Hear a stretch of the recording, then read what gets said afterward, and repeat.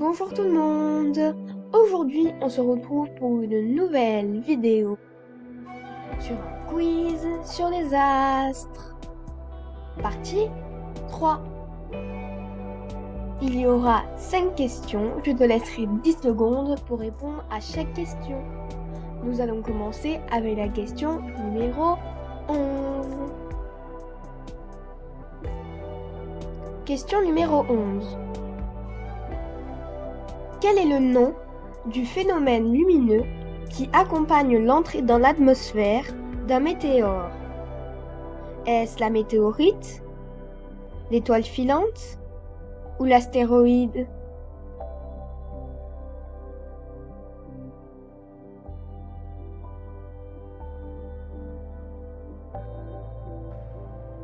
C'est l'étoile filante. Une étoile filante ou étoile tombante est une traînée lumineuse observée dans le ciel la nuit. Elle peut être fine ou épaisse, très pâle ou très lumineuse, blanche ou orangée, voire rouge, et durer d'une fraction de seconde à quelques secondes.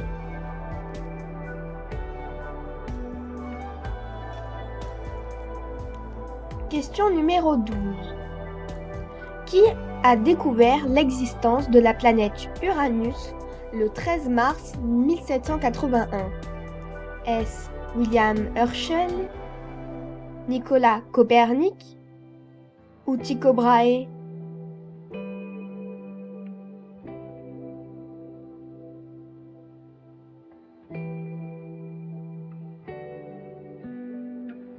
C'est William Herschel.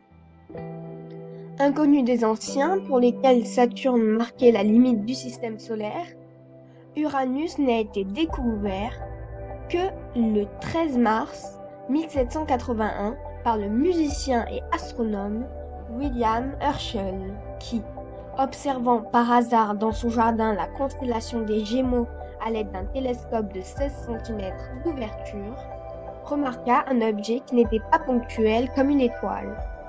Il crut d'abord avoir découvert une nouvelle comète, mais le calcul de son orbite révéla vite que cet objet était en fait une planète gravitant sur une orbite circulaire à 2,9 milliards de kilomètres du Soleil en moyenne.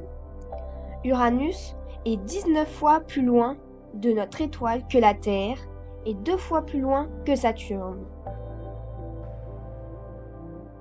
Question numéro 13. Quelle planète est surnommée la planète rouge?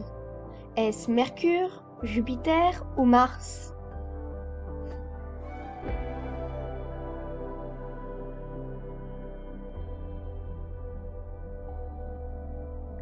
C'est Mars. On appelle souvent Mars la planète rouge parce qu'elle apparaît dans le ciel comme une étoile rouge-orangée. C'est à cause de cette couleur que les Grecs et les Romains de l'Antiquité l'ont baptisée du nom de leur dieu de la guerre. Aujourd'hui, grâce aux sondes spatiales qui y sont envoyées, nous savons que cette planète présente cette apparence à cause de l'espèce de rouille qui recouvre les roches martiennes.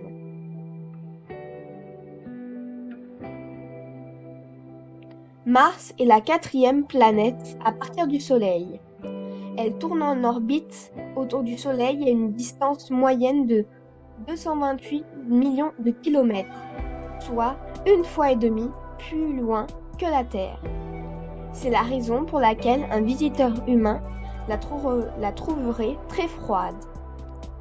Bien que les étés près de son équateur puissent être très chauds, la température moyenne est de 63 degrés Celsius, en dessous de zéro, moins 63 degrés Celsius, un peu comme les hivers de l'Antarctique. Les nuits y sont également extrêmement froides. Les premiers humains qui poseront le pied sur Mars auront d'autres problèmes à affronter. L'air est 100 fois moins épais que sur la Terre et est principalement composé de gaz carbonique. Les explorateurs humains devront donc porter des masques à oxygène et des combinaisons spéciales à chaque fois qu'ils sortiront de leur habitacle étanche. De violents orages peuvent soulever des nuages de poussière. Ils se propagent parfois très rapidement autour de la planète tout entière, masquant sa surface. Question numéro 14. Quel est le seul astre que l'homme a pu explorer en personne hormis la Terre? Est-ce Mars, la Lune ou Vénus?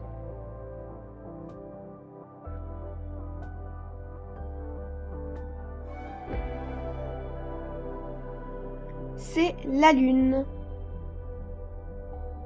La Lune est le seul astre qui a pu être exploré par l'homme. Plusieurs astronautes, 12, ont eu la chance de marcher sur la Lune, dont les premiers Neil Armstrong, Michael Collins et Buzz Aldrin. Question numéro 15. Qu'est-ce qu'une céphéide? Est-ce un trou noir, une comète ou une étoile?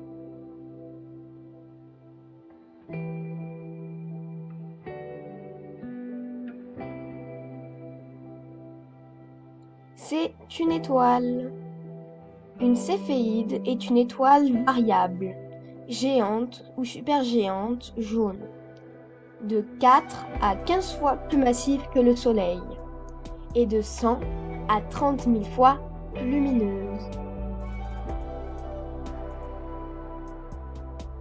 Merci beaucoup d'avoir regardé cette vidéo.